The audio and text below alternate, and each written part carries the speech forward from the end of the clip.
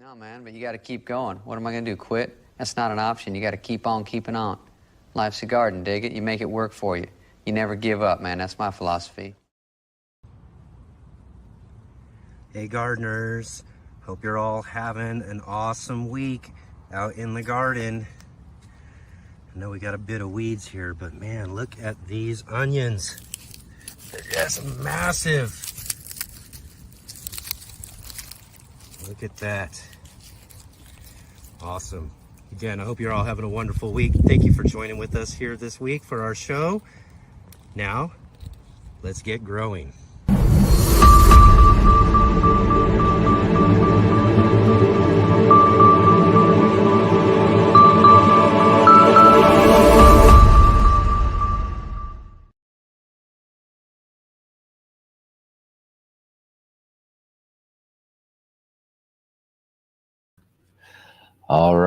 All right, gardeners, welcome. It's another Saturday here on the Urban Gardener channel, and welcome to our Let's Get Growing LiveCast. And I'm Enoch. I'll be your host today. We have a really great guest with us for our show coming up here in just a little bit. We've got Mike VanDuzee of Keep On Growin with Mike VanDuzee on YouTube and other social media. He does some really great things with budget hydroponics. And we'll be talking with him just a little bit later on the show. So stay tuned for that conversation. And yeah, thank you all for joining with me here on our show again.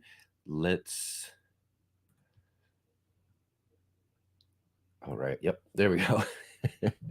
So be sure to like our video right here at the top of the show. And if you haven't yet, subscribe to our channel, The Urban Gardener, and follow along with all of our garden adventures here on the Urban Gardener channel and the Let's Get Growing show. Also, be sure to share with your gardening friends. Let them know that we've got this really great show here on our channel where we're interviewing so many really wonderful, awesome gardeners throughout the gardening season. And yeah, be sure to let everybody know. Also, our website is letsgetgrowing.live, where you can check out the different information and things on our channel and our show. And if you are here, please ask a question or leave a comment or something, especially when we're interviewing our guest here a little bit later in the show. That way we can ask him any sort of questions you might have about what we're talking about. So really love to hear from all of you in the chat box too, if you are here with us live. And also, real quick, be sure to check out ivorganics.com. They are our show's sponsor. And as I always say, it's a really great way to support our show, just to go check out and buy some things from the IV Organics. They got a really cool 6 macros plus organic fertilizer, which I just want to say I've been using throughout this year, and things are just really going great. I'll talk about one of those here in just another moment or so, but be sure to go check out their shop at ivorganics.com. Use our promo code GROW10, GROW 10, in order to get 10% off of everything you buy there in their shop. Excellent. Awesome. So again, really great to have you all here. Got a really great show. Can't wait to talk to Mike here in just a little bit on the show. I did want to kind of start off right now. Last week I talked about an appearance, or one of my first times I've been asked to do a presentation for a like an online summit. It's what they call the 7th annual Superfood Garden Summit. And yeah, it was really cool to be asked to do that. Other people who had done presentations were a couple of our guests that we've had on the show already this year. Greg Peterson was there doing a presentation on some watering methods, and just a couple of weeks ago, we had on the show with us Matt Powers with us. Yeah, Matt Powers, and he did a kind of beginners permaculture type of discussion. And then there were a bunch of other really great guests who did presentations, and a couple of people that I'm looking forward to possibly having on the show coming down the road too as well. And yeah, so just wanted to let you all know, if you are watching the show right now, there'll be probably just a little bit of time after our live show to check out the replay on that. And I did put a link down in the description below for anybody who wanted to check out the replay. It's available for free for just a couple more hours, and then after that it'll be a part of their superfood summit that they will have going forward. And I believe it's, you know, it probably costs a little bit to get that there. I don't have the exact price for that, but if you want to watch it free, go check it out right now. I did put a link down below for that as well too. So yeah, it was really fun. I mean, it was really great. I did the presentation, pre-recorded that you know, several weeks ago, and then yesterday, when the presentation was put out on their 5th day of their summit, which is the final day, I joined in on a Zoom kind of viewing of it, is how they have it all set up. So I was there to be able to answer questions and talk with everybody who was there, and just went really well, man. Got a lot of really great compliments from a lot of different people who were there watching the summit. There were several hundred people watching the summit, which was really great. And also, you know, we invited them to our Facebook group that we have, and I'll just mention that real quick. If you haven't yet, and you've been following or watching our show, please check out the link down below to our gardening community here for the Urban Gardener channel and Let's Get Growing show. It's our Let's Get Growing Facebook group, and bunch of really great gardeners there sharing different garden things that they've got going on. It's a great place for you to be able to share your garden with all of us here as well too. So I look forward to seeing all of you in that group, as well as a bunch of people who we kind of utilize the group as a place to send people from the summit to come and ask even more questions and things like that about the certain things that I was presenting in that presentation on small space gardening, our specialty here on the Urban Gardener. Even though, you know, we've been kind of expanding our space just a little bit, you know.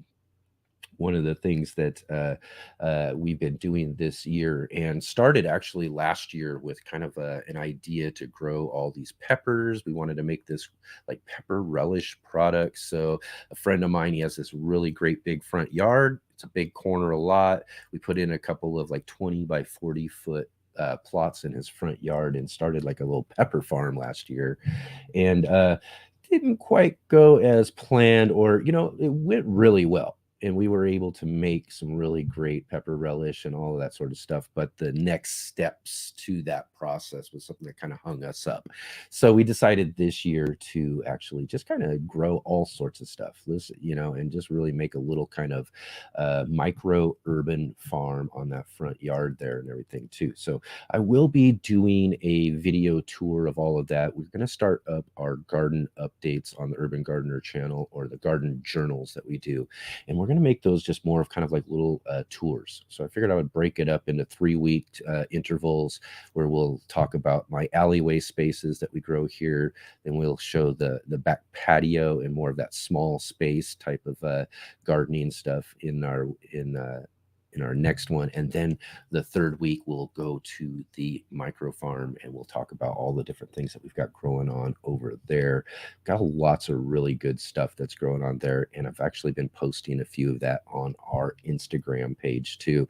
Another link down below if you want to check out those pictures or all of that as well. So yeah, and if you saw the very beginning there, the introduction to our show, you saw that I pulled out these onions, man. I'm telling you, these are just amazing. And also got a red variety of them as well too. So just really big for me. These are really big, huge onions. And I've grown onions, or tried anyways to grow onions, every single season since I've started gardening, and that's been many years. And I've grown some decent onions before. I mean, nothing to compare to these size, which is just really, really great. I've grown, many just, smaller bulbs, even lots that just did, lots of seasons where it just didn't work out. And a lot of that's just, probably my timing, at first was probably just getting used to growing and growing them from seed and all of that sort of stuff too. But we planted out a bunch of our starts that I got started early. So I think maybe I got the timing right. Maybe we got things fertilized really well. We've been using some of that IV Organics 6 Macro Plus organic fertilizer in our garden spaces and everything too. So who knows? That's probably a big part of it as well, is feeding them right and all of that. And this year I've got my most successful crop out of hundreds of different onions I've grown over the years. These babies are just amazing. Can't believe it. So just wanted to kind of do a little show and tell on that and talk about that a little bit, because really kind of one of those things. You grow a lot of things, and for me, I've been growing for many years. There's a lot of stuff I grow really successfully every single year. I mean, I'm just, peppers are great. Tomatoes, we get really good at, barring heat and all of that. Our greens and eggplants. Actually, I got some decent eggplants out there too. So, lots of different things I grow really well, but there's a few things that kind of hang me up a little bit. Some brassicas and onions for sure have been a challenge for me, and finally I feel like I've kind of defeated the challenge, and now I'm hopefully going to be able to continue to take what I've learned this year and what we've done and kind of repeat that over these next couple of years and continue to have some success with all of that too. So really looking forward to pulling more of those out, cooking those up with the food that we've got here, and tasting them and checking them out and all that too, because we just pulled these out yesterday. So we're gonna hopefully be able to see how well they taste here coming up real soon. And yeah, but as far as the overall garden situation for this week, we're really just doing some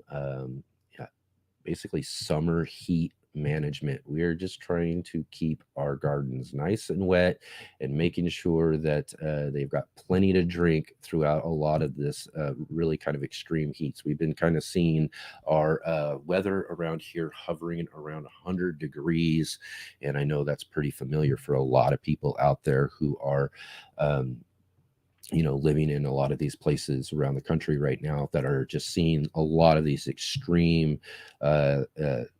weather, extreme heat, a lot of records being broken all over the place when it comes to that. And if you're gardening in those areas, it's this time of year, it's just really important to make sure that your plants are going to just kind of survive through a lot of this heat. And in some of these cases where you're breaking records and you're seeing heat that you haven't seen before, it's going to be really difficult, and there might be, some garden losses just because of the weather. And that happens on different types of weather. Sometimes, too cold, or, that sort of thing, when cold snaps hit us in those late spring times that we're not expecting after our last frost date, so,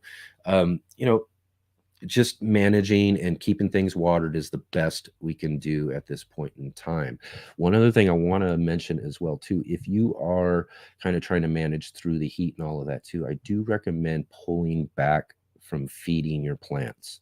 That's another thing that's kind of important during some of these extreme heat too. You don't want to be really fertilizing plants and giving them food or trying to encourage them to push growing and production during the heat. You want them to you want them to, but they actually just want to kind of chill. They just want to kind of sit through that heat the best that they can and hopefully survive if you're giving them enough water and all of that to make sure that the soil's not drying out, especially if you're growing in containers. We grow in tons of containers throughout my garden, and especially in the back patio. Most of all of those places that we're growing are elevated raised beds. We got these 2 foot by 4 foot elevated raised beds.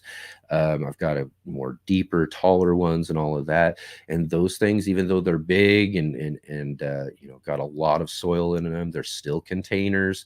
and they can still dry out a lot easier than a lot of the plants that you're growing in ground.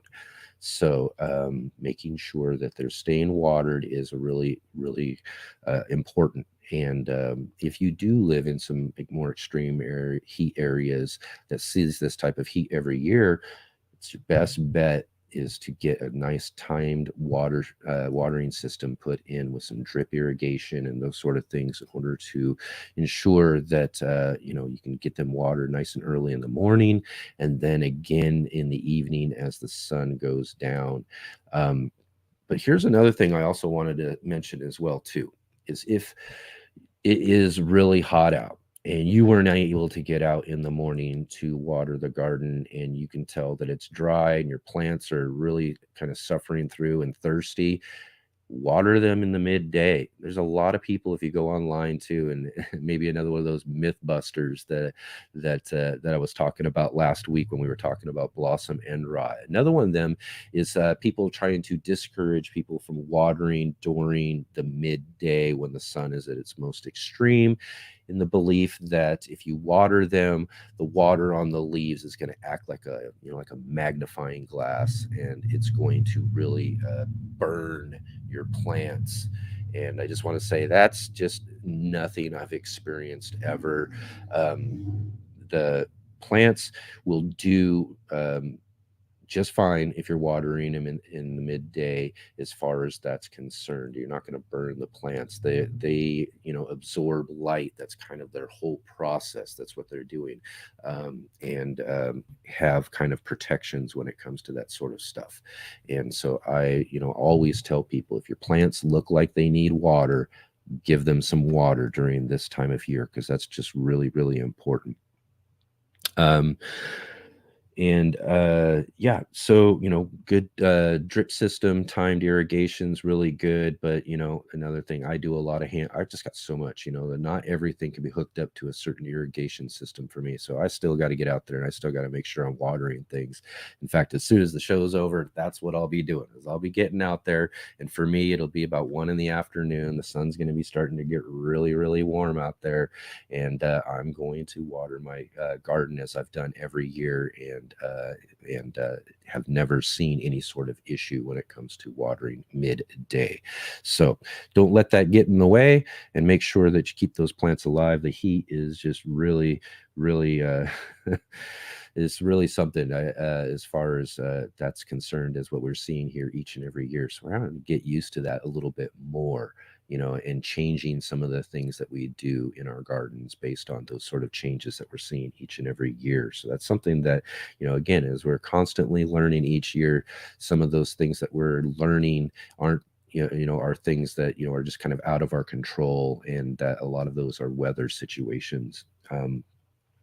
And speaking of like weather or really kind of situations that we deal with a lot, especially here on the West Coast and in my area, over the last several years, we've been getting tons and tons of wildfires, and we had a really kind of decent off season this winter. There were actually a bit of snow. We had a day or two of some snow that stuck on the ground, which I haven't seen for a few years.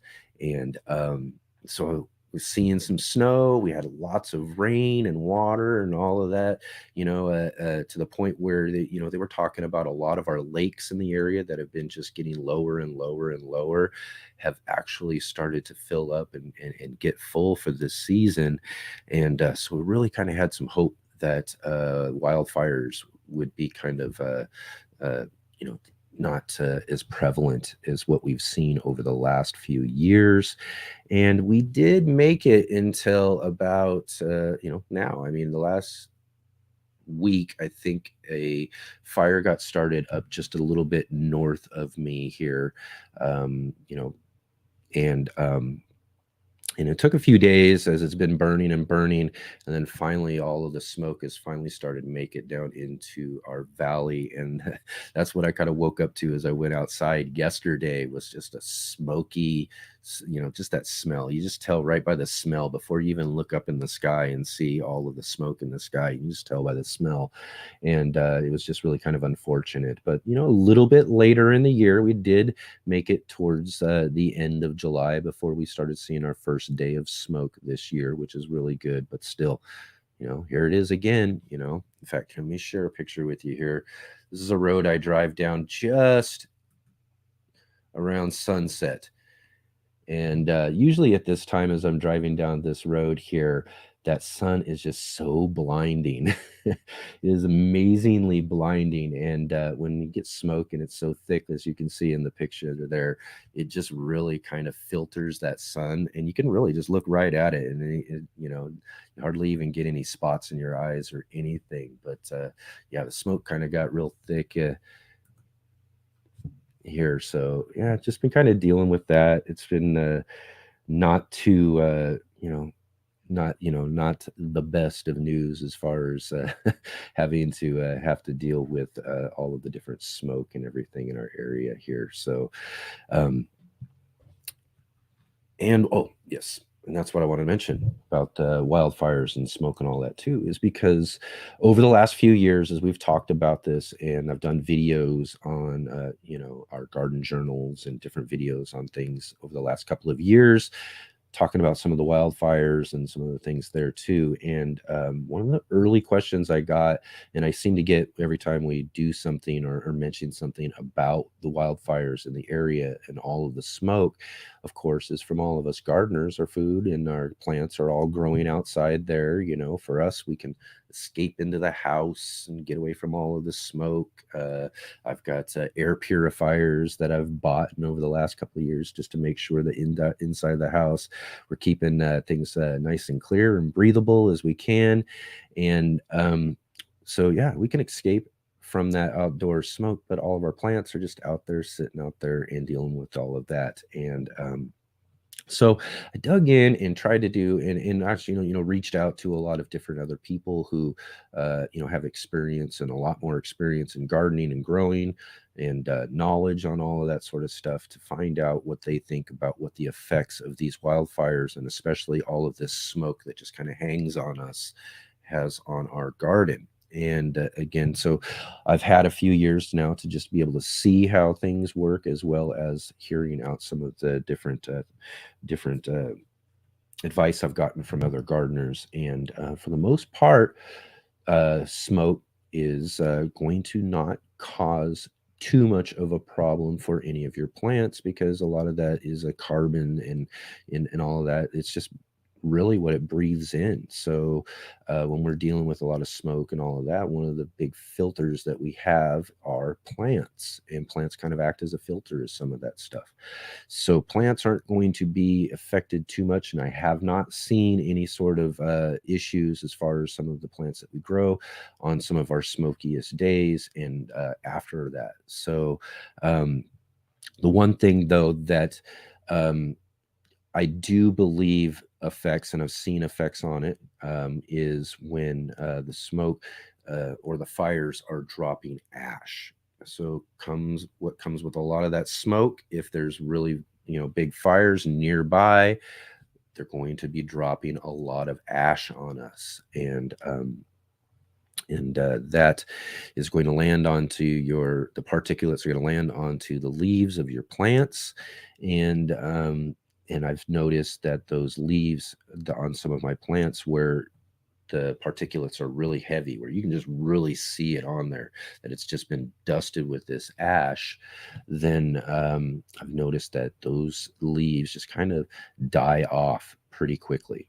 And I believe, as I've asked other people, that it's just like anything else. We don't want too many things onto our leaves, because our leaves, the leaves and the surface of those leaves are for breathing in all of that carbon. And so when there's a bunch of ash particulate like that, it just basically chokes those plants, and especially those leaves right there. So they're not getting what they really need, and the leaves start to die off. So yeah. Yeah, basically, a fix for that is to, make sure that you're washing and watering. And Like I said, I take the hose and spray down my plants during these smokier days in order to make sure I'm washing off all of that particulate. And I find that really, really helps out a lot with all the different issues that we have there. Let's see here. I want to jump in here for a minute. See, everybody's having a nice conversation in the chat box there. Check on and see.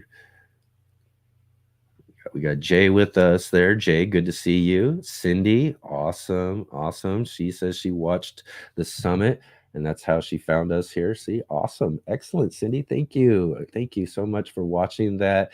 I hope you really enjoyed it. I hope that you got some really good information out of that presentation.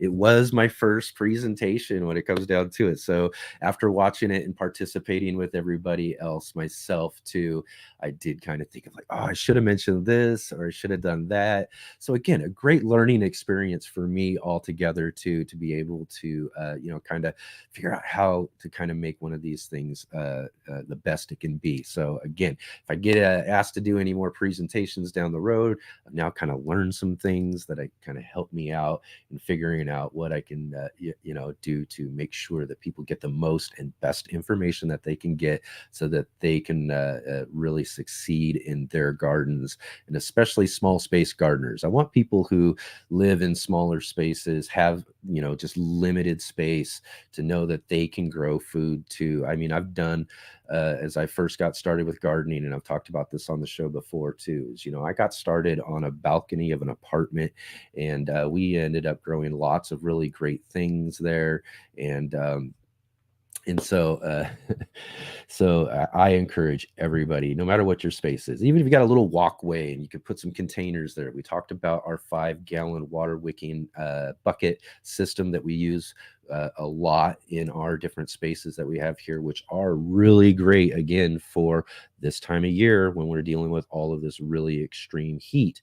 So those are just a really, really way to optimize your plant's ability to grow, through those there. So we kind of talked about those a little bit, and a couple of my keys to small space gardening, containers, vertical growing, those sort of things, just really kind of important. All right, we got Scott with us. Thanks for joining us, Scott. Rob, of course, Rob from over in England. Thank you. It's good to see you again this week. All right. Let's see here.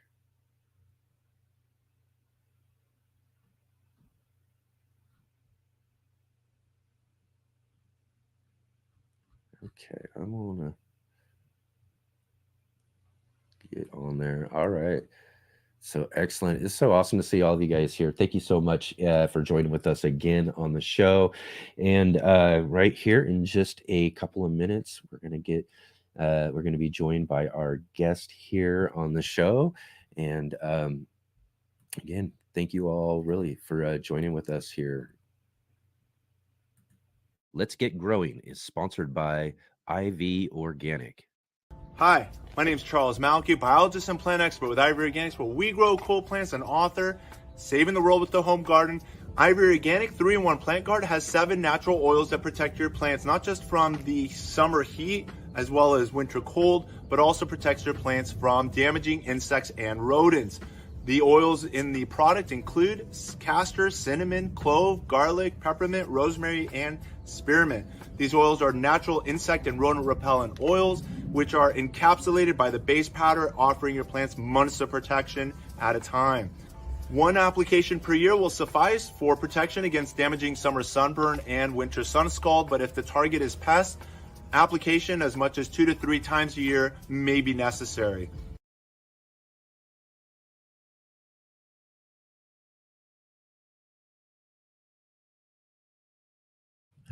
All right. All right. Also, one thing real quick before we get to our featured guest, I did want to mention one thing I was wanting to say about when you're gardening in the heat. One of the real uh, keys or biggest advice I can give to is also utilizing mulch.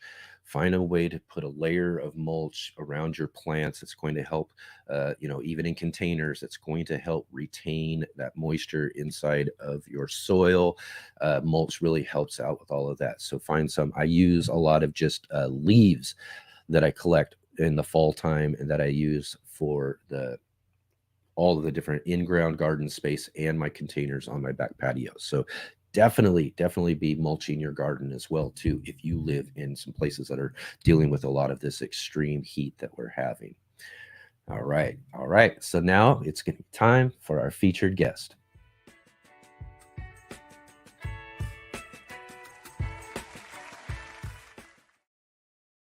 All right. This week's featured guest is Mike VanDuzee. Mike is the host of the Keep On Growin with Mike VanDuzee YouTube channel, where he shares a lot about growing do-yourself budget hydroponics. And I've been really wanting to talk to Mike here on the show about all of that sort of stuff. So this week we've got him with us, and let's welcome Mike to the show. Hey, how we doing, Mike? It's good to see Pretty you. good. How are you? Doing really well. It's great to have you here with us. Cool. Can you hear me? I've got an air conditioner going like 2 feet from me here. I think I can hear you all right. Not too bad on the, I think maybe a little bit in the background, but not bad at all. I think we're probably pretty good. So Okay. how's everything going there? First question really quick is where are you growing out of? Where? North Florida. Oh boy, okay. So you're pretty familiar with some pretty extreme heat and all of that too, huh? Oh yeah, that's what it's let's see, all last week was up near 100, and I know some people out west, they've been telling me it's 110, 112. I can't even imagine that, but yeah, we're going down. We're going to get a little rain and get down to like 95 or something, and then right back up to 100 all week. So plants definitely aren't liking it. I know, that's the thing, like I was mentioning with everybody here just a little bit, is we're dealing with so much heat. And for me, actually, and even though it's warm here where I live in Southern Oregon, and we're kind of in a big valley, so we collect the heat. We're maybe many miles from the coast, so we're not getting any of that coastal wind or anything, and it can just really start to get really hot. I mean, as hot as you would hear temperatures in Arizona during the summertime. And this year, though, it has been hot. We've been hovering around 100 for these last few weeks, but usually when all these extreme heat over these last few years, we're a part of that. And luckily for us, we're just below what everybody else has been dealing with. So I can't imagine some of these other places that are dealing with some of that extreme heat. But it's still warm enough where we got to really be careful of what we're doing with our gardens. But for you do a lot of like hydroponics. So your plants are just constantly being watered, right? Yeah, that's a little misconception too. I try to remind a lot of people that they think because the roots are in water that they're getting all they need, and so they'll let the plants, because they think that their containers filled up, they'll just let them sit out in the sun all day. Right. And it's still, I'll still get out there and water. It's just like nature. So we're taking a plant and we're trying to force it to do something that thousands of years it's not used to doing that.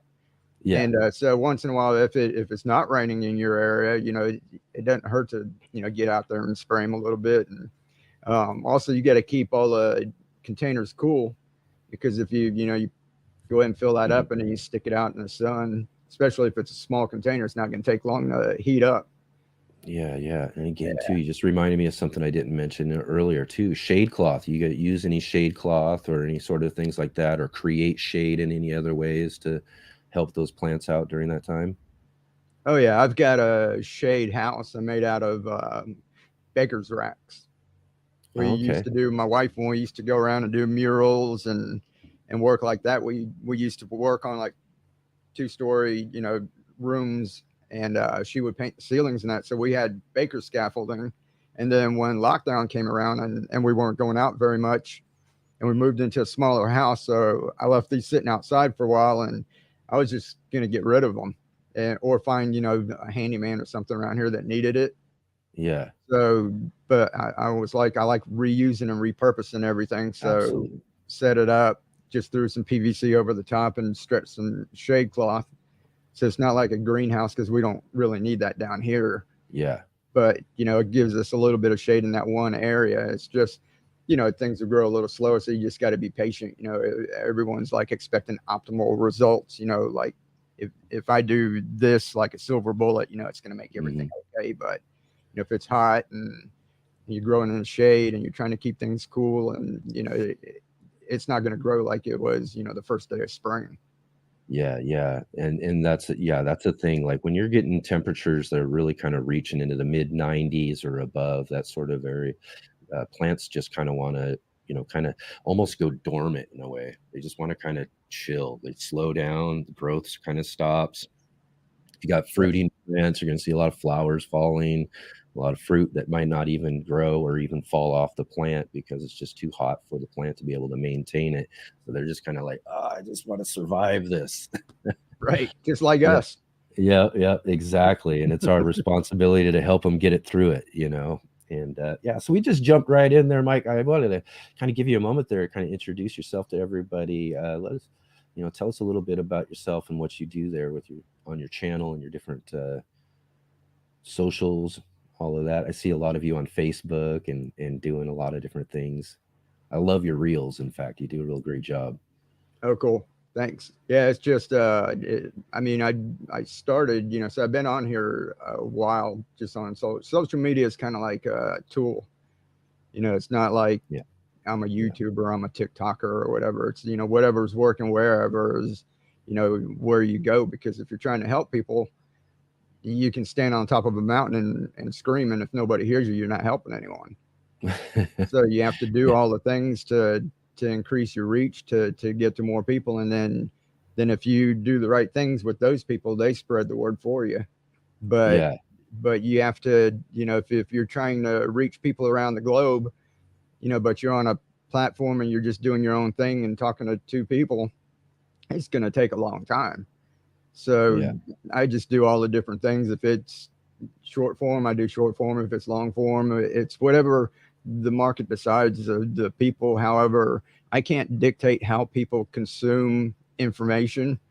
So I don't want to not help someone just because they had a short attention span, or they liked watching documentary type stuff, or, you know, so I make everything so that, you know, I get to try and help as many people as I can. I don't, you know, want to just cut off a whole section of people because I don't like making that kind of content, or I don't like that platform. It's, you know, it's just doing the things that you think are going to help people, and doing, you know, as much as you humanly can get it out there. Yeah.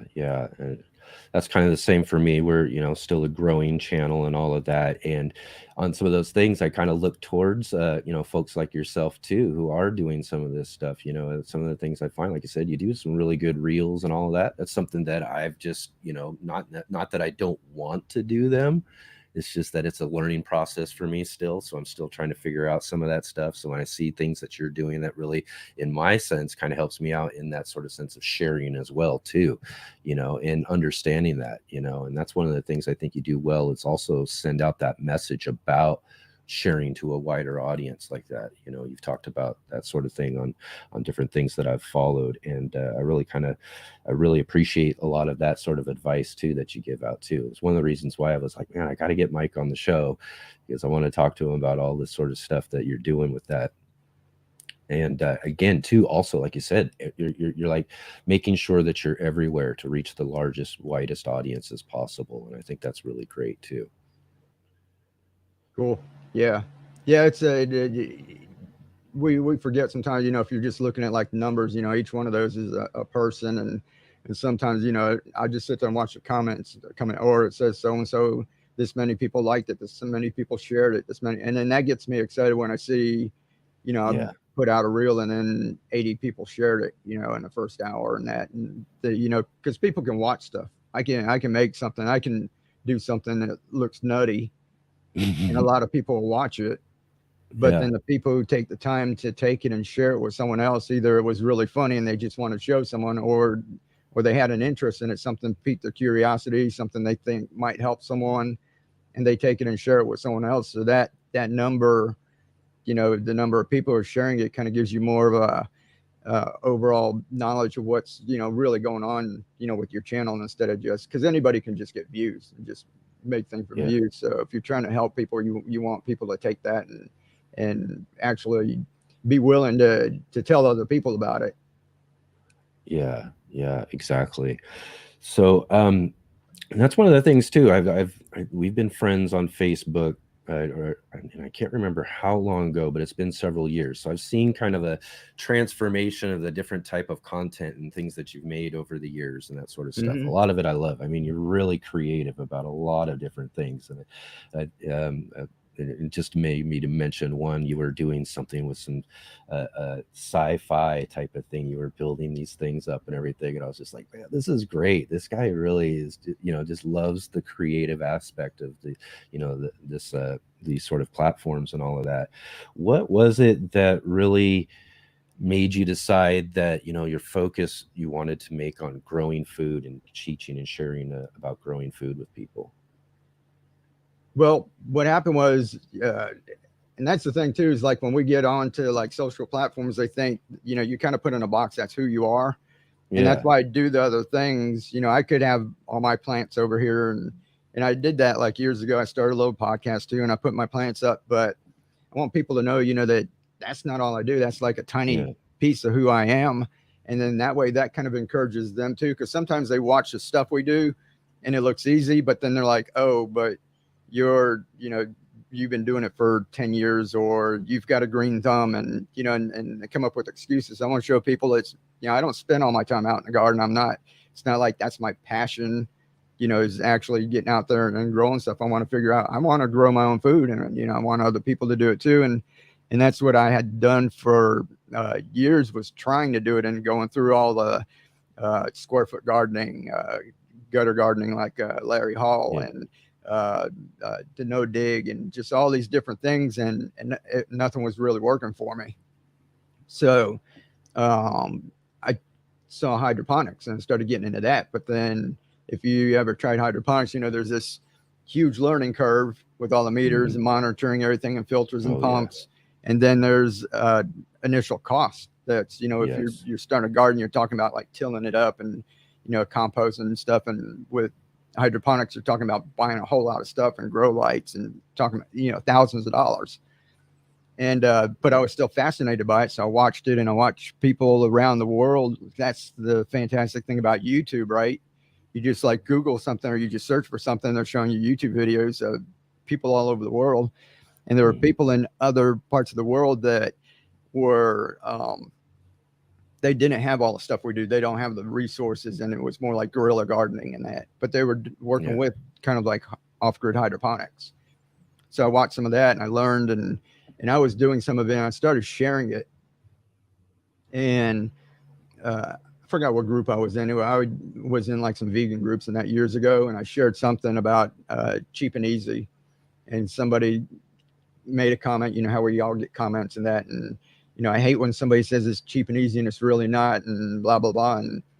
And instead of like, most of the time we can't tell, like most of the people we just see, if we don't know them, all we see is an icon and their name, and really don't know much more about them, right? So a lot of times the words are just, it's the context is lost. And I'm sure you've done it too, where you texted somebody something and meant something one way and they kind of took it the other way. Oh yeah.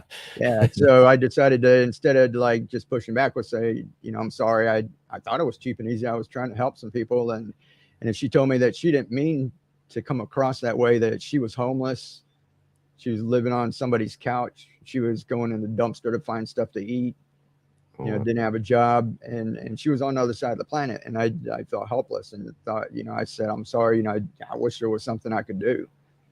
So all the stuff that I was doing, I was thinking, I said, I did think it was cheap and easy, but here's someone who says they can't do it.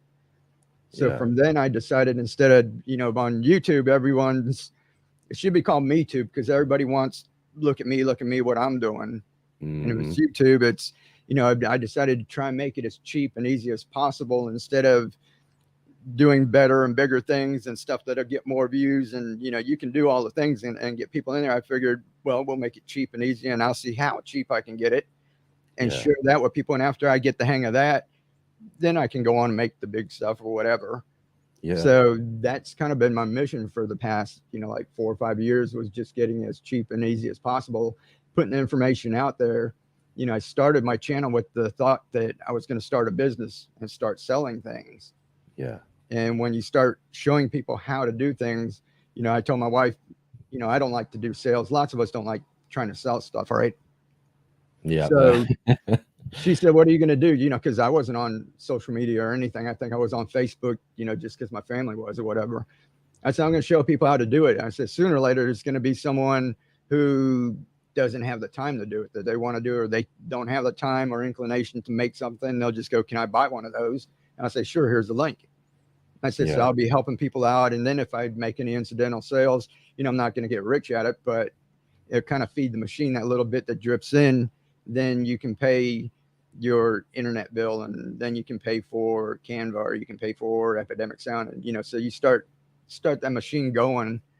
And then it got to be where I was waking up and getting all these messages from people saying, thank you, you helped my family. Or some guy said they took it back to some village in Africa somewhere, and they're teaching them, the whole village, how to start growing, with some of these methods, with the stuff that they could get there, even though it's not the same. It's that you got the idea and the principle. And some people are going into elderly retirement communities and elderly neighborhoods and that, and setting up little gardens for them. And the more you see that happening, that's, you get to thinking, like, this is me. This doesn't have to be everybody, but when I'm old and gray and sitting on the front porch, in a little rocking chair, looking back at life, you look back at how much money you made, or you look back at, how many lives you touched. Yeah. And, to some people, one means more and the other. And to me, it's, what change we can affect. And that's why it's, whenever I say, keep on growing and be the change, and that it's not like catchy slogan, and that it's actual things. It's what I believe in. Yeah. I mean, I really like that about what you're saying. That whole kind of gardening and teaching philosophy there too is similar to myself. I work full time. I'm a renter. I live paycheck to paycheck. When I got into gardening, I think one of the first things that really kind of made me pull back was like, man, a lot of this stuff is expensive. You look at all these different products and things, I'd love to try this, and I'd love to do this sort of stuff. And just really, when you look at what the cost of a lot of stuff was, I was just like, I don't know. So I immediately started doing a very similar thing. Was like, okay, well, I want to have something like this. What can I do to make that cheaper or less expensive? So I started building my own elevated raised beds. I found a really cool water wicking bucket kind of system thing that was that I found many years ago, that I started using and continue to use. And it's one of my favorite things I do, that I have in the garden. A little system that can be made for less than $1 a piece. Buying and I use inexpensive wood. I tell people and teach people, if you're just going to build something yourself, do it nice and cheap and easy. Go get the cheaper wood, this and that, because I've got beds out there, and I show people, I've got beds out there that are, I think, going on at 7-8 years old now. And I've had to replace a couple of things here and there, but for the most part, structurally, they're still really good and all of that, and holding out. They will eventually fall apart, but they last a lot longer than people would think. And you can do that for a lot less expensive. So, I was looking for those things because, first I just wanted to, save on my own budget. But then as I was finding this stuff, I was like, oh wow, you know what? These are the sort of things I think a lot of people need to be hearing about, because these things can be done a lot less expensive. Now, hydroponics, I again, probably one of the biggest barriers I've had to even trying and starting hydroponics, no matter how interested I am in them, is the cost, you know, when it comes down to it, as you mentioned. And so that's kind of been one of those barriers. And you know, so I've been looking at some of the things that you have and you've been doing, and kind of been encouraged at the fact that, you know what, here's something I might actually be able to try and do myself, you know, that I can actually afford, you know. And I like that sort of philosophy, because I think in general that is a big barrier for most gardeners out there. Yeah, no, definitely. And How to Garden said she's got free mulch and biochar. That's pretty cool. I've been looking at all that too. So that's one thing. And somebody else, I think Scott, said, asked if it could be done organically. Oh, yeah. I had that question lined up for you. Oh, okay. There's, yeah, it's just, you know, basically hydroponics, and especially what we're doing, if you're doing it cheap and easy and you don't want to mess with pumps and aeration and all of that, I don't own a meter. If you're going to try and do something different, you're going to go against the grain a little bit, and you got to have thick skin. So all the traditional growers and everything out there, it's just like, you know, you get alienated, and it's because they've been taught to do things one way, and this is how we do it. And there's no other deviating from it. If you do, you can't be successful. So, you know, the things that I do, so I said, I'm never going to own a meter. You know, meters haven't been around for 100 years. You know, the pioneers didn't have a meter. People have been growing and sustaining themselves for thousands and thousands of years. And all of a sudden we're saying we can't do it without it. So I said, you can do it. Everything that I do is to get people to start. You can go get meters. You can get a pump and aerate. You can, you know, get grow lights. You can do all the stuff and move up. But what I'm teaching is ABCs, 1, 2, 3s. See, everybody starts and they want to go to college level stuff and be successful, and they forget we all start in kindergarten. You got to learn your basics and move up. But as soon as I show how to grow a tomato, people are like jumping in and grabbing tomatoes and trying to grow it real quick in hydroponics without learning the basics.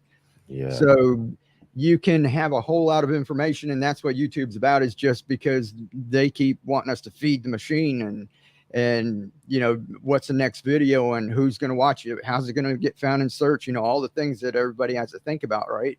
Instead of thinking about what do people need, you know, and what can I do for them. So I'm figuring out how to do things cheap and easy. I'm not going to get all the fancy stuff, and you get a lot of pushback on it. But if you have results, that's why it takes a while. It took 2-3 years. You know, people make fun of you. You can't do that and everything. You just got to have thick skin. And then when you do have results, when they do come up and say, you have to do this, you say, well, look at 4 years of videos, you know, and results. You've been posting the videos for that long.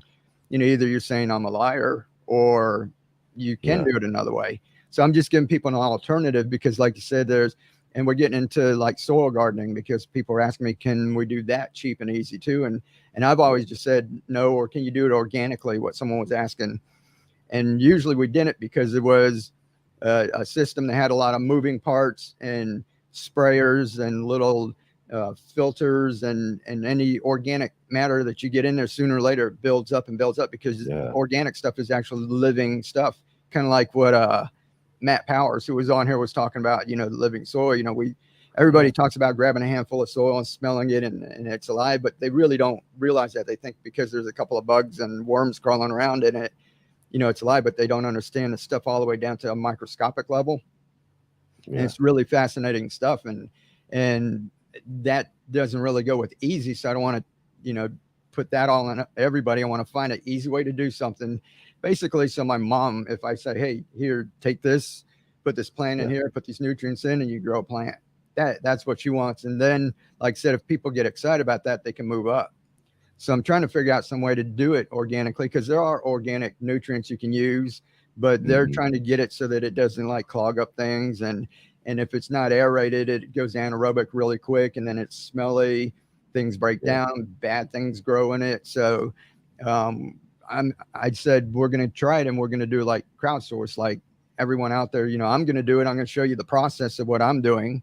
then they can take it and they can try on their own if they want, and we can share results, or they can just watch. Or if you're not interested in it, just come back in 2 years and see what I figured out or not, but in the meantime, I'm going to be showing people stuff, and not being afraid that, hey, I tried this and that doesn't work. And I tried this and that doesn't work, so it's just me on a journey instead of, I could just go out and go get a blueberry plant and then come back and say, this is the right way. This is how you prep your soil, and just do a video just like 400 other people did, just make it more up to date, put 2023, put better SEO, there's different ways to do things. So which there's nothing wrong with everyone who's like just out here and they're trying to, grow a channel and make money in that. But that's just not my thing. Like I said, it's the money comes and then it feeds the machine, like I said. So if you concentrate on helping people, it's just me, so that if all this doesn't work, at least I help some people along the way. Instead of me just chasing money, just chasing numbers, trying to make everything bigger and bigger and bigger. And incidentally, some people found it helpful. My main goal is to help people. And incidentally, hopefully I'll make enough money to keep it going and keep doing it. And I've been doing it for full time since January of last year. Yeah. So it seems like, you and me are kind of on similar journeys with kind of a couple of different things, but at the same time, I've got that same similar philosophy of stuff. Even the fact of, I have meters. I don't use meters. I rely on my senses when it comes to a lot of that sort of stuff. Is the soil too dry? Well, stick a finger right down in there and figure it out, and that sort of stuff. I want to be more, in a sense, connected to what I'm doing and all of that. And also, again, that idea of teaching and showing people things that you're learning, that whole process, that's something I've been gardening and growing vegetables now for 12 years. I've done my channel for half of that, I think. And a lot of that early stuff I was doing was just that same sort of thing. Like, here, I'm on a gardening adventure here, man. I'm on a journey of learning how to do some of this stuff. Come along with me, check it out, But now I've kind of got some things figured out, and I really want people to know and understand and learn that there's a lot more, that you can get out of any sort. A lot of our stuff is small spaces. There's a lot you can get out of this sort of stuff. You can do it cheap and easy. It doesn't have to be expensive. There, a lot of these barriers that, I want to break down barriers. I want to kind of like, show people that things aren't, as complicated as we can make them out to be, even though it is a lot of information. There are, like you said, there's a beginner stuff you've got to learn. You've got to kind of learn your way up into doing that. But, half, if not more, of our learning process when it comes to gardening is experimentation. Even if we're hearing something from you or me about how to do something, we still got to go out there and experiment with that. We still got to go out there and try that. We still got to try to implement those things and understand how that kind of works. And that's in general for everybody. And, and another one of those things too is that, when it comes to learning, you got to learn through a lot of those failures. And I don't want those things to be things that break and pull people back from gardening because they're not seeing successes right away. That sort of stuff, we are on a learning process. I always say it here. If you're not learning, you're not gardening. Right. Yeah. There's a lot of people that are, they'll send me messages and DMs and pictures like, oh my God, I've got tomatoes in a bucket and it's got algae in it. What I do? Do I change it? Do I do this? Do I do that? Is it going to kill it? How long do I have? All these questions. And they send me a picture and you can barely tell there's any algae in it at all. Right. And I've got some buckets out there that are greener than the swamp thing. And about dried up, and and it's still growing stuff that, so it's, you do things, and I show people that so that I don't want them to go out and think, well, I'm just going to let it all go to pot and just do it. I do things to the extreme so they know that, not to panic, that things happen. I like to work with nature instead of against nature, and kind of watch it. And if something does happen to it, grow a couple plants. If you're really going to get that stressed about it, don't grow just one tomato plant, and you grow a couple, and the bugs and stuff, things happen, especially when it gets really hot like this. And I don't do anything. I don't put anything on, and I take little pictures of my huge grasshoppers or lubbers or locusts or whatever, and the hornworms and stuff are there, and I don't do anything. They're like, what do you do? Your plants look so good. And then I'll show them a picture of where they were munching and eating. It's just, you grow enough.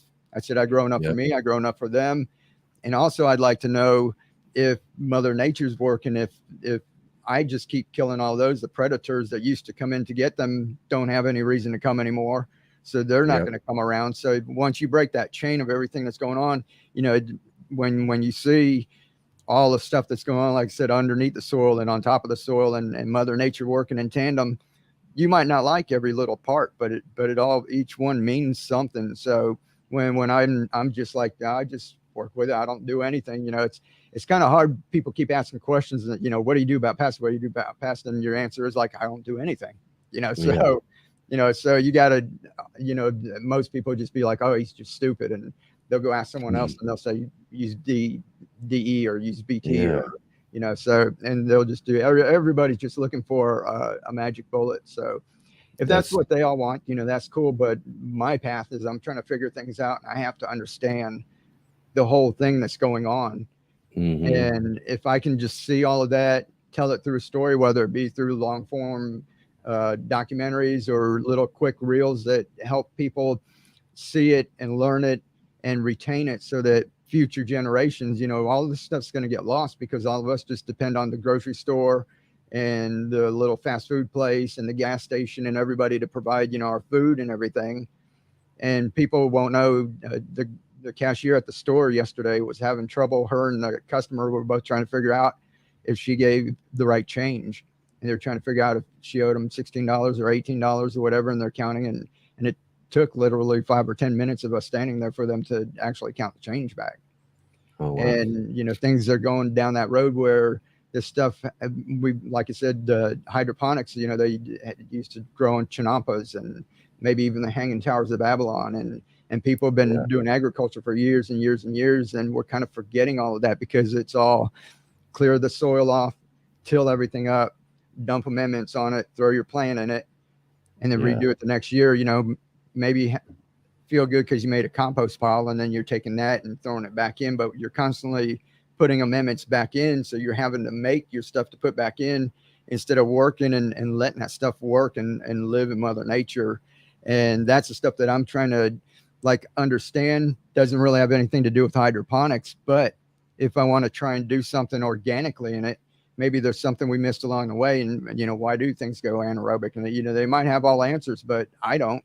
So I'm trying to figure all that out. And it's just fun, just experimenting with this so that we learn how it all goes together so we can pass that on. And then people, this information just doesn't get lost to history. And then we end up like Idiocracy, where we're all over there spraying Gatorade on our crops and just being like, it's got electrolytes. Yeah, that's right.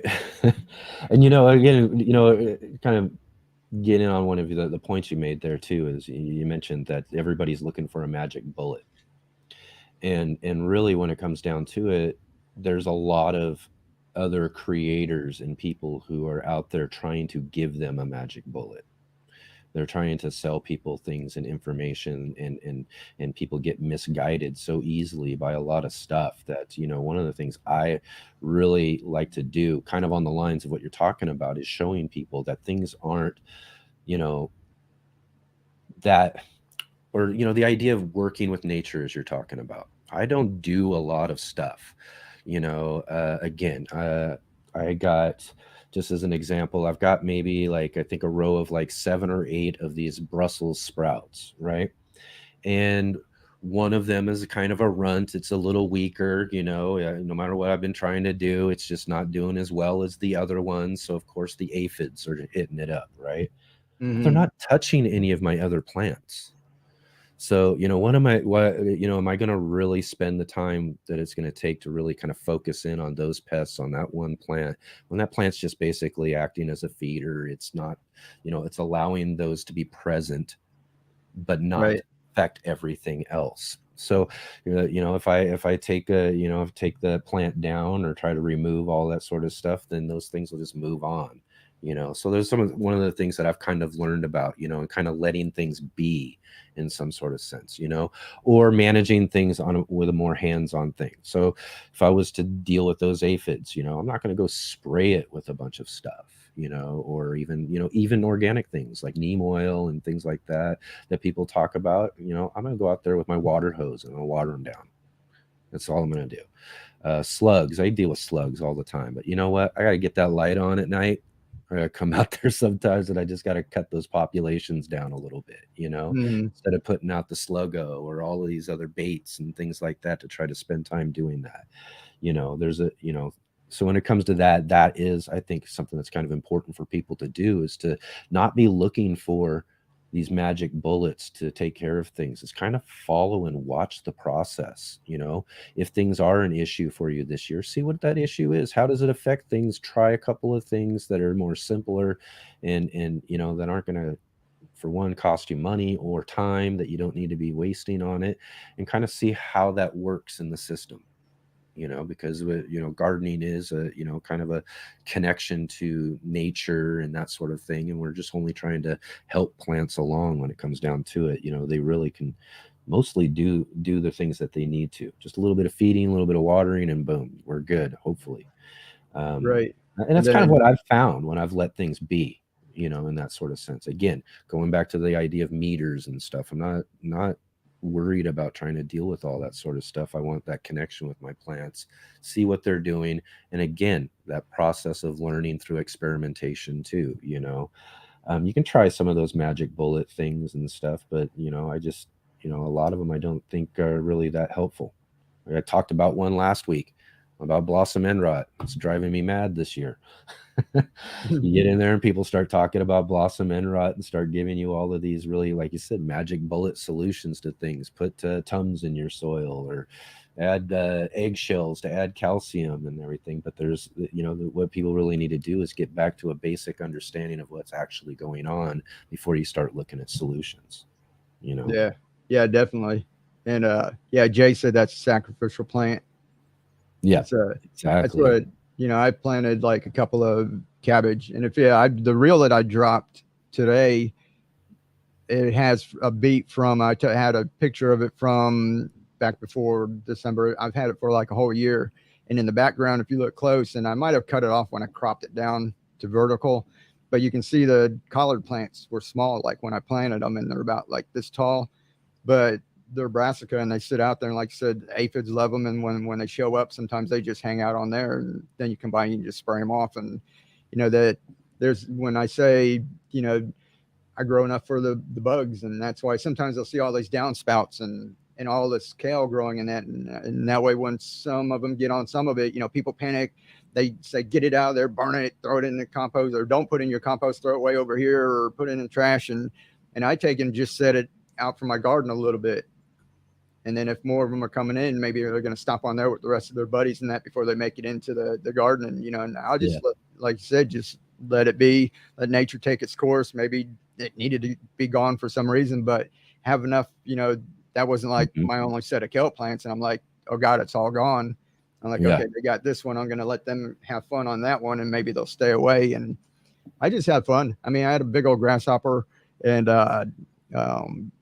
the hornworm. There was one about the size of my hand. I put a little picture, and I've actually filmed them. I like sitting there and just watching them munch on the leaf and munch on the leaf, and everybody else, I know they panic and they're out there grabbing them and cutting them and everything. I was sitting there and I filmed them for a long while. The sun was going down.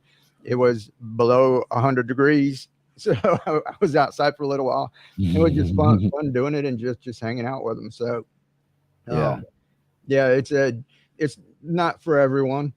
But it's all part of the cheap and easy stuff. If you're going to, all the other stuff's for, it's easy to say, go buy this and go buy that and go do this. And, that's the easy thing. And if that's what most of us are into, that's cool too.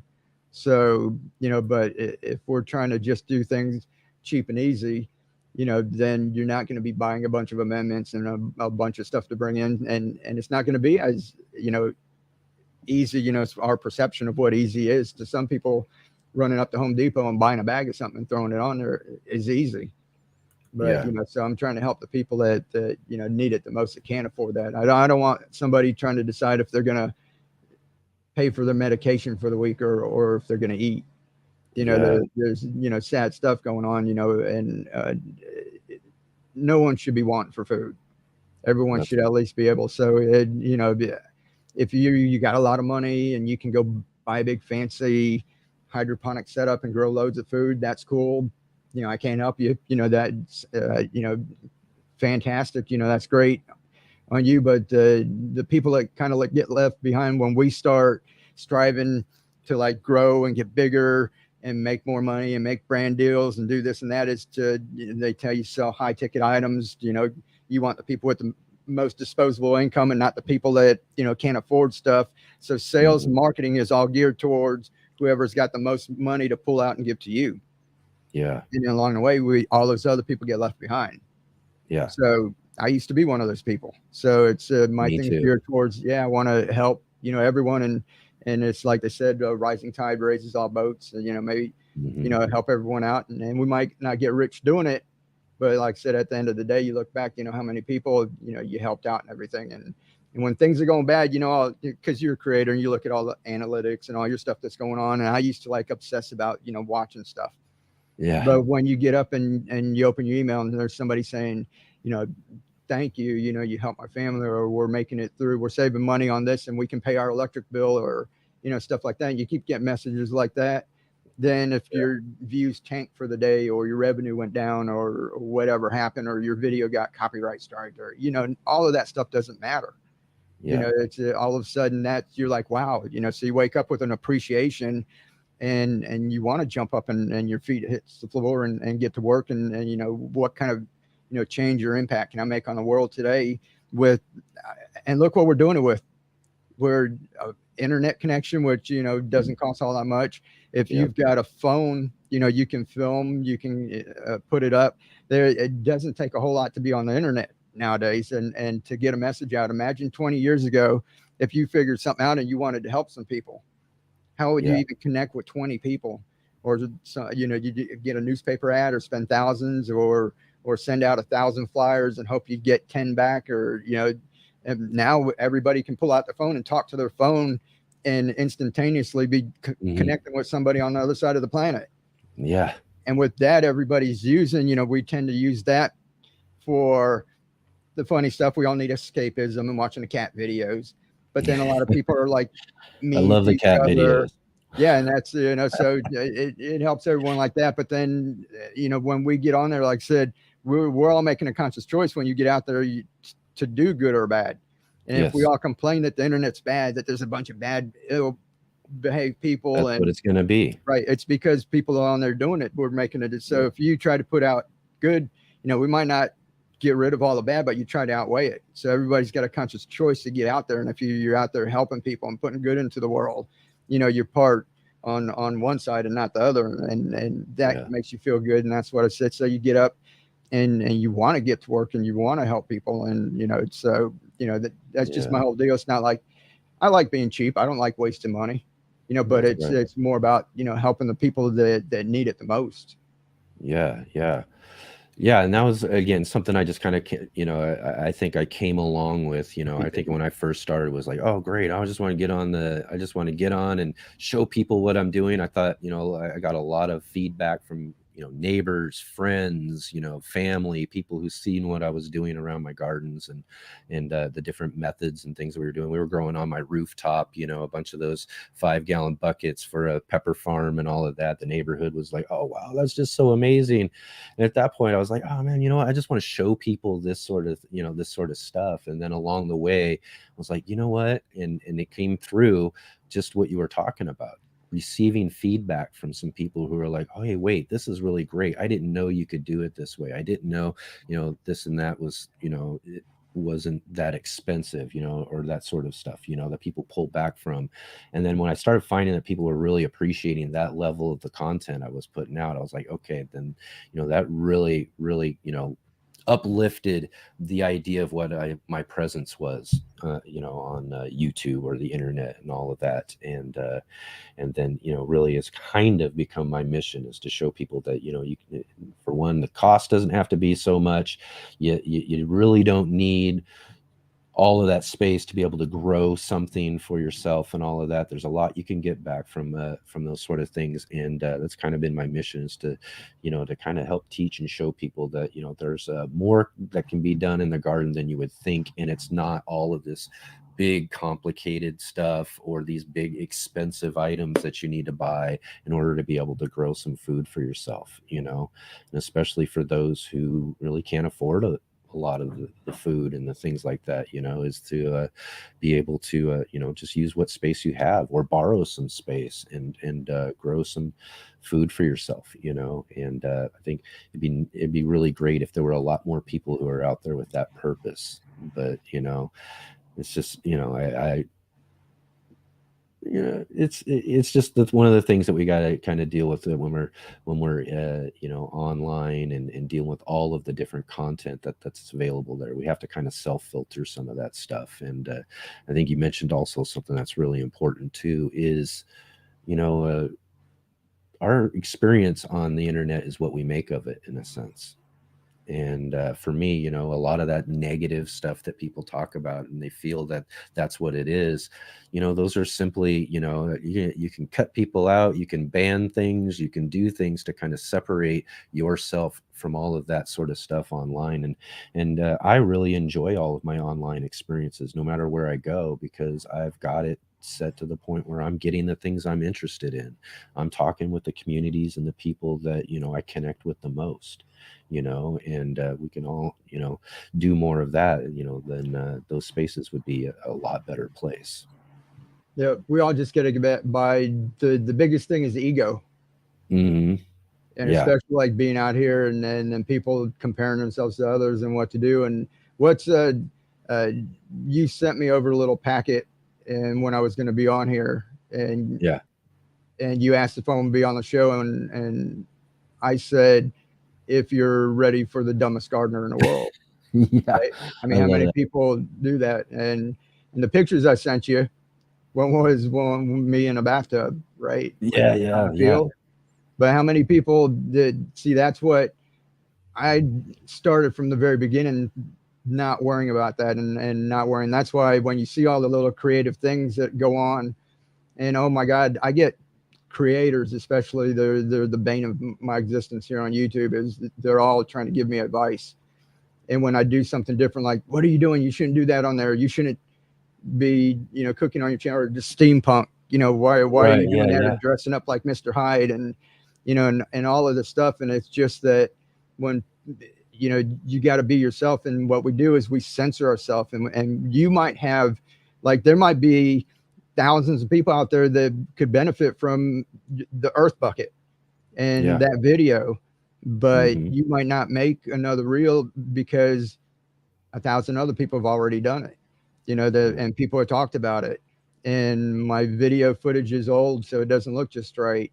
And there'll be 100 things that goes through a creator's mind, and it stops you from doing something that you don't think, even if you didn't get 1 million views, if you got 100, you know, how many of those people like actually needed that and went out and took that information and started growing their own food, and it helped them.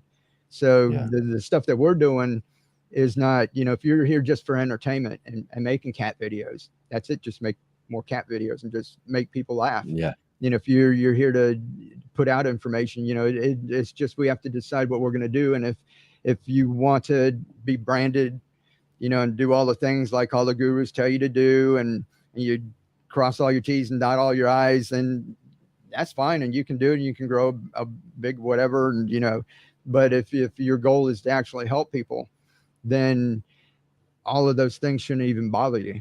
That you should put out a video, and if you make one that makes 1 million views, and then the next week you make one that makes 500 views, but the one that made 500 views, you had 20 people that said, thank you, you helped me out. You know, so it's ego holds a lot of people back, and then they never realize that one of those things that they do that's not their norm, all of a sudden that one clicks with people, and you're off to the races or whatever. So lots of people all hold themselves back because they worry about what everybody thinks. And then there's this thing where they tell us you have to do A, B, C, D for YouTube or Facebook or whatever. And if we don't do it, we're afraid that we're not going to, succeed like everyone else. So we put ourselves in that box, and I think it squashes everyone's creativity, and it creates burnout. People keep doing the same thing over, like, what's my next video? Are people going to search for it? What's the SEO? I got to make the best thumbnail. I got to do this, do that, and then rinse and repeat and keep going over and over, that little hamster wheel, instead of going, wow, this might help someone. I put out a video and people are saying thank you, and that I need to do more of that. That fulfills me. And then on the other hand, over here, make your good video, make your long form, and that's why I do all these different things, is because, I don't need, people need balance. We're all different. Mine, I live in chaos. I don't need balance. If I feel like I got to do this, I do this. And if I feel I got to do this, and I just do as much as humanly possible, so that at the end of the day, when I look back, there's no regrets. It's not like, oh, I should have done that. Or maybe if I told so-and-so about this, it might have helped them, or who knows what could have happened. At the end of the day, I'm going to look back and go, I didn't, binge watch Netflix every damn day. I didn't go out to here and there. I did what I love, was helping people. I did as much as I possibly could, no matter what the outcome is, money wise, or how many people, whatever the outcome is, you did your best. Yeah. And again, too, that's just the similar type of philosophy for me. And, I started all of this just to kind of have fun, and to, I was really enjoying gardening. I've got a kind of a college background in journalism and photography. And so, years later, kind of like falling back on that again, I was like, how can I incorporate all this stuff together and really kind of bring out my creative side again too, and that's kind of how I got started with it. It was just the idea that I'm going to get out there, I'm going to do a lot of this in a sense, first for me. And then it started becoming, again, getting responses from people. It was like, oh, okay, well, I'm helping people. People are giving me these great compliments and comments about how it's helped them and what they're doing. And so then that art changes towards, being able to show people and help people through the sort of things that I'm doing. And that's, to me, has become one of those things that's kind of important about what I do. I just want to have a lot of fun, enjoy what I'm doing and that sort of thing, and help people out when it comes down to it. And if all of that other stuff comes along with it, then then that'll be great. Help more people would be really awesome. The audience growing, really awesome, that sort of stuff. But I'm not looking for, again, going back to the idea of selling. There's a little bit here and there. We got IV Organics as our sponsor here for our show. That's a person, a company I know, I've met, and I really believe in, and all that sort of stuff. So if there's going to be those sort of things, it's going to be on that level. I don't want to be selling people things they don't need in order to, try to make money off of what I'm doing here. I have a bigger mission when it comes down to it. And if I don't really make any money in the long run, then I'm not worried about that either. That's not how and why I started. And also too, one of the things is the idea of ego. When I first started this channel, you know how hard it was for me to put a camera on myself and be like, okay, this is what I'm doing. And then get in the house and start editing myself and listening to myself and all of that. It was just like, oh my, what am I doing here? I don't have that big of an ego to really do that. So I think one of the things I did right off the bat when I started doing that to kind of help me with that sort of thing was to show people that, it's not all like, I can edit this video up, I can make it look nice, I can show you the best of this and all of that, but I cut up, I make sure I take out all of those little mess ups and outtakes and things like that, and I put them in at the end of my videos, to kind of show you that, I'm not all of that, when it comes down to it, because, I like to show there's just a little bit of humility in what I'm doing and all of that, Yeah. So, but even that a little bit is still kind of fitting in the box of what everybody's still polishing up the video and then put my bloopers at the end. So everybody kind of see that it's still kind of in the box, that if you just leave the bloopers in. Right. Yeah. I mean, So that's that's something I'm just saying. to So think it's about. see, You guys might incorporate some of that stuff. it's tough. It's tough because when you go to do it and you're putting yourself out, and then the person next to you and the other creator, and they're polishing up the videos and they're having all the graphics and they're doing all the right things and their channel's growing. It's kind of hard not to want to do it, right? Right. So it's so everybody falls in. That's why I put on a costume on Mr. Hyde sometimes and stuff. I don't care what people think, and I'm not going to be in the same box as everybody else. And it's because I've never been like that my whole life. I work. I'm always like the first one in, the last one out. Give everyone else the breaks. I'll work a double shift. I put in the work, but I enjoy what I'm doing. And I'm not like anyone else. I don't, just because 99% of people are doing it one way doesn't mean I have to do it that way too. And then when I do it a different way and it works still, that gets me off even more than if I did it like everybody else. And all of a sudden I've got 1 million viewers and, I just feel like, I just did what everybody else was doing. Yeah. So part of my whole thing, with even as far as the gardening and running a channel and doing all this stuff is just constantly going against the grain to see what I can make work. Yeah. That's not comfortable for everybody. Yeah, I know. Sometimes, I mean, I look at some of those and I've actually debated that a little bit too. Like, I should leave that one in or should this and that, but a lot of it, a lot of it when it comes down to it is just, looking to put something together that I feel comfortable with when it comes down to it, and to not, again, throw that in there at the end to make sure that I'm not, totally leaving it out, when it comes down to it. You got to stop the comfort, stop feeling comfortable about it. Just put it, just when you go to put it, say, is this the best thing that's going to help someone in that, and not, so it's tough. I mean, you don't have to, you can just keep, there's a bunch of podcasts, there's a bunch of people who do it. Like I said, we all go ahead and dot the I's and cross the T's and do everything, but you can't expect to break out of the box and be different if you're doing ABC 1, 2, 3, just like, all the other things. So, and I kind of think that's kind of some of about what this is here. I mean, being live, I don't get to cut this up. I don't get to keep out the pauses and the, what was that question I was going to ask again? Oh no, that sort of stuff that happens throughout it, so this is kind of a little bit of out of my comfort zone and a little bit, but at the same time, it's just, to me, I think it's something that's just a little more unique than what, we have in the gardening community is a kind of a place and a platform where folks like yourself and myself can get together and talk about all of these sort of things that we do.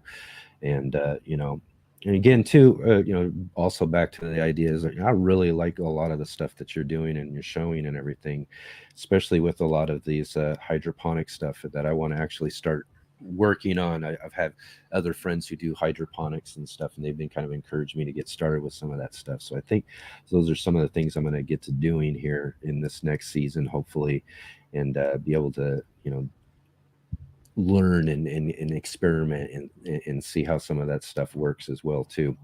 Real quick though, let's run through some real quick kind of questions here, just some simple stuff here. When did you actually first start gardening? When was your first time growing anything? Do you have a history from when you were a kid or anything, or is this something you developed later on? Just passive, my whole life, just wanting to start a little garden. You try something here, it don't work. You try something here, it doesn't work. And, and you grow some tomatoes. I grew up, like I said, in what I'm getting back into permaculture and stuff. And like you have Matt Powers on here.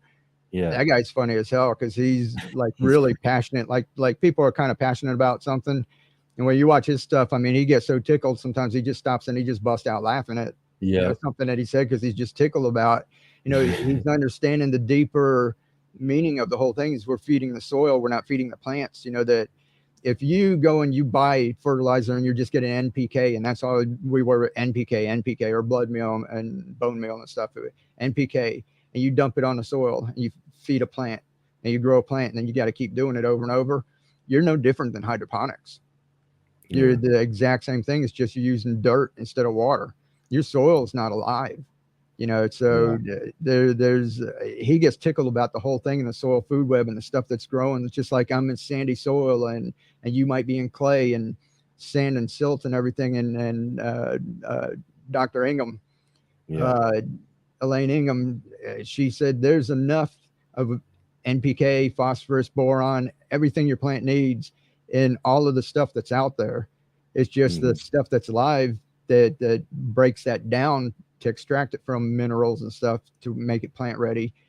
You know, that those things aren't there anymore because we strip the land, we've tilled, we kill it all. So that's why Charles Dowding and the no dig thing, you know, is kind of working. So all of this stuff, you know, just getting excited about all of that and learning the new stuff that maybe if I knew it 20, 30 years ago, or when I was a kid, maybe 40 years ago, you know, I might've been doing things different, but that's the whole thing with the universe and this thing with us.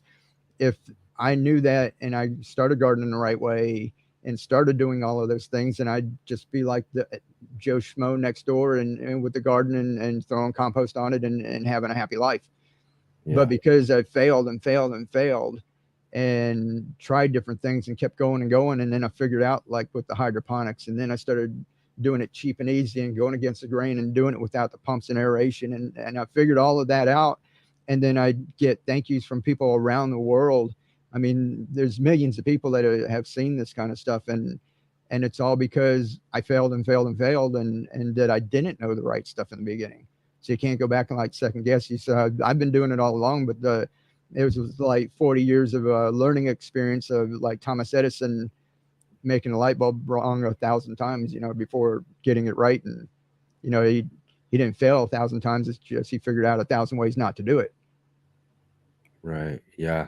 And again, you know, a back to nature type of looking at it. I mean, I get, you know, when it comes to a lot of stuff, especially that was when I first started gardening, you know, learning and figuring out what do you use, do all that sort of stuff. I've had the blue stuff, you know, the blue fertilizer, you know, back then I'd done all that sort of stuff. But when I was introduced to Dr. Elaine Ingham's lectures online and all of that, and started really listening to her about the ideas of the soil food web and all of this sort of stuff, the life within our soil and the build and how we build that up and ensure, it ensures better plant growth.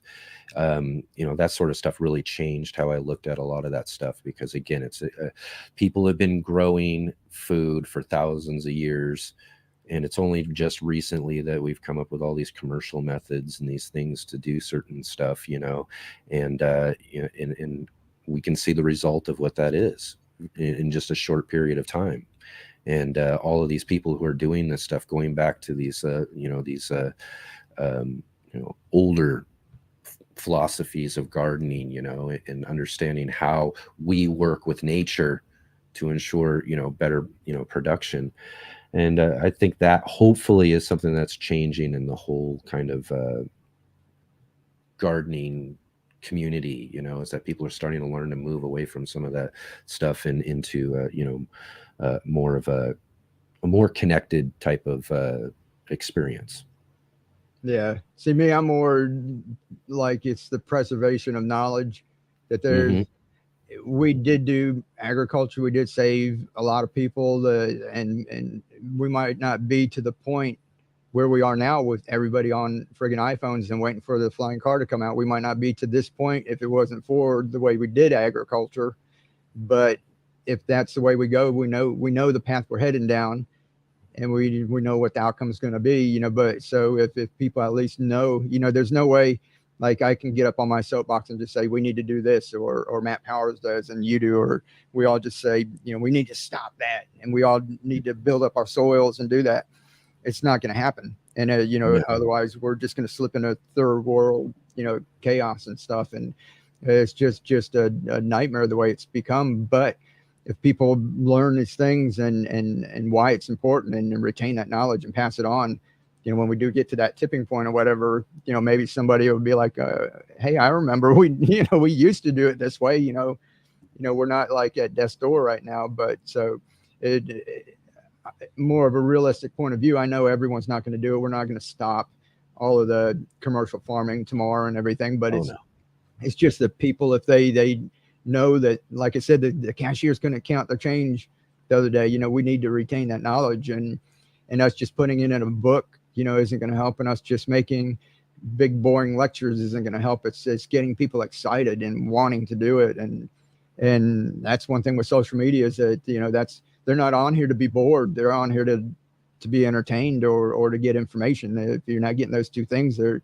not here. You know, that's what they're here for. So if you can fill those needs and then help with, you know, people learning things, you know, maybe going forward, you know, people won't forget these things, and they'll think, you know, small scale like you at your place, or, you know, people start doing it and then other people start doing it. The more, if only one man remembers how to do it, you know, and everything goes to pot, we're still, you know, in a bad place. You know, lots of people still need to know how to do things and pass it on. And that's part of it. So you can teach people, you know, and it can help them be more empowered. We're dependent. I mean, if your food, if you like, you've got a little garden, but most people out there don't have one.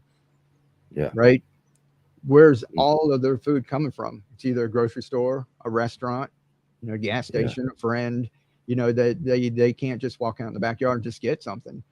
So we're all dependent on the system that's out there. And we saw when COVID hit, everybody freaked out, spazzed out, right? And they're all in there grabbing because everybody saw like imminent demise if they didn't know what to do. So part of our thing that we're doing, we're not making cat videos, you know, and, you know, people can do that, and, you know, that's fine for creators. But as far as being a gardener and a steward of the earth, is we've got like a sacred message that we've been endowed with, that we can pass on to other people, or, you know, and not worry about all the frilly stuff that, you know, us being a creator and I have to do this and I have to do that. If you realize that there's a big, deeper meaning, you know, then that, you know, at least for me, it gets me, you know, going day to day and gets me up. And if things don't work right and things aren't doing right, or I don't stop and think, maybe this many people watch this, or maybe, and not do something because I think it's not going to get views, but you're thinking, hey, it's something I feel like I need to get it out. I want to show. I don't care if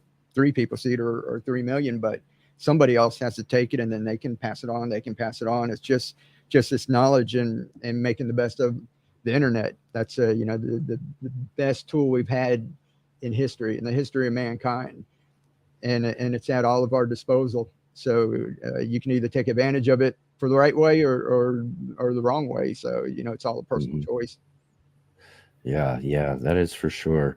And you know, I completely agree with all of that, you know. And you know, one of the things is that, you know, our world is built on growth, and you know, we're going to continue to grow, and things are going to have to kind of evolve with that, in a sense.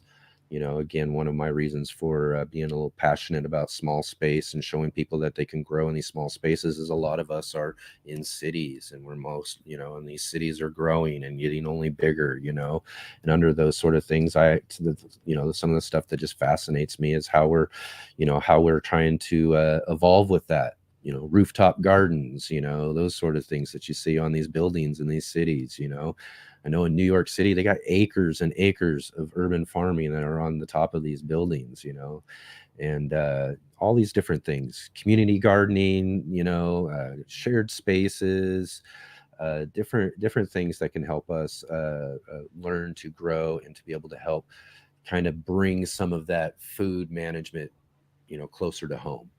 And, you know, even though, again, you know, as populated as we are, you know, a lot of us, you know, still have to rely on some sort of larger scale food system. Just hope that some of that stuff kind of evolves to be a lot better and more, you know, better for people in the long run. You know, is one of the things I would look forward to, and hope that we can find those sort of systems that really make that possible. And again, you know, that just comes again with more experimenting, more figuring things out, you know, sort of like what you're doing with your hydroponic system there too. So I really look forward to seeing some of those things that you're going to be working on over these next couple of years, and how that all works out and everything too. And, you know, I really hope that everybody else is kind of watching this show or getting to, you know, learn about you and everything. Go and check out, you know, we do have link down below to your channel and all of that. I hope you all come and check you out and see what's going on. I really think you're doing some great things. And really also, I want to thank you for spending your time here over this last hour or so, just kind of talking about our passion for growing and teaching and showing people how to, you know, work in our gardens in different ways. Yeah, cool. No, thank you. Thank you everybody else too, is out there, Jay and Rob and everybody that's been hanging out in Brampton, Gardner, her little, I don't know if her pug's watching. Yeah. So if everybody, thanks. It was fun. And her pug, I believe, is Dexter is his name, I think, right? I know this because I have a cat named Dexter. Popular name. Yeah. Dogs and cats, right? Let's make some videos. Cool. Yeah, go make a video. That's what I've got, a Chihuahua, and that's our next channel. Is just filming her doing stupid stuff. Yeah, absolutely. So awesome, Mike. I don't know if you want to stick around after the show or not, but I really want to thank you for again for spending your time coming here and joining with us this week. And it's been a really great conversation. I've been wanting to talk to you for a while about all of this sort of stuff, and hopefully look forward to maybe having you back on sometime. Really dig into more of that hydroponic stuff there too, especially as I'm trying to figure it out myself too. So again, thank you so much for joining us. And I want to, again, encourage everybody to get down below. There is a link to Mike's channel. Go over there, subscribe to his channel, check out all the different things that he's got growing on over there as he keeps on growing with Mike VanDuzee. Thanks again, Mike. All righty, cool. Catch you later. Thank you. You betcha.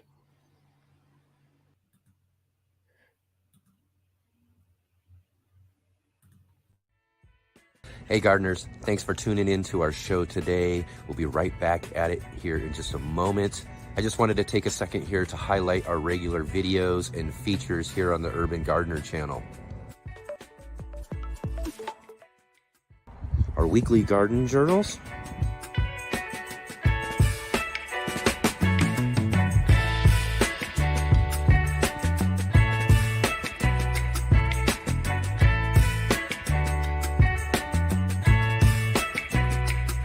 and our incredible featured visits.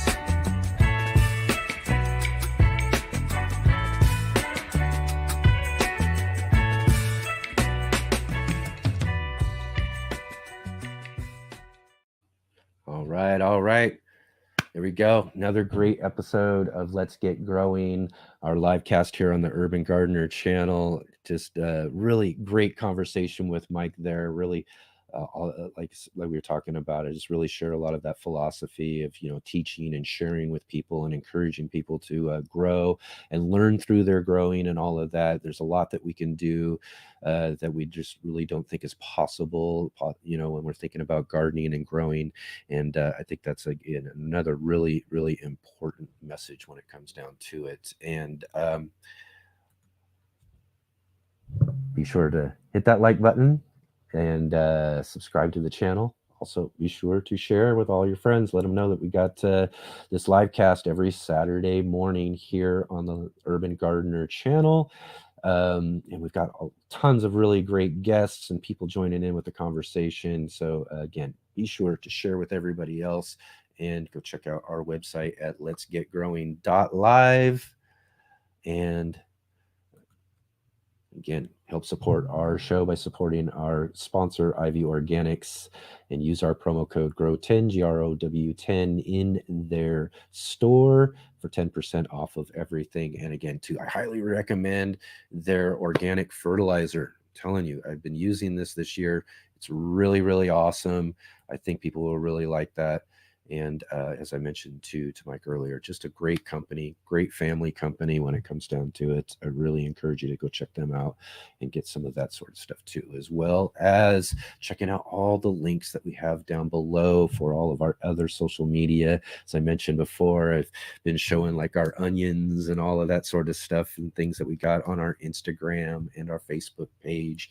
And especially for those of you who haven't yet, go join our Facebook gardening group, the Let's Get Growing group on Facebook, so that you can share all of your garden adventures with all of us too. We'd love to see some pictures. We'd love to see your gardens there in our group. Answer some questions, maybe even ask some questions of some of the other gardeners if there's some things that you need to figure out for your garden. We'd love to be there to help you out. So again, another awesome week here on the Let's Get Growing show. I'm really, really glad to have all of you along with us. And can't wait to see all of you again this next week for our show. So from all of us here at Let's Get Growing, have a great week. We'll see you on our next show.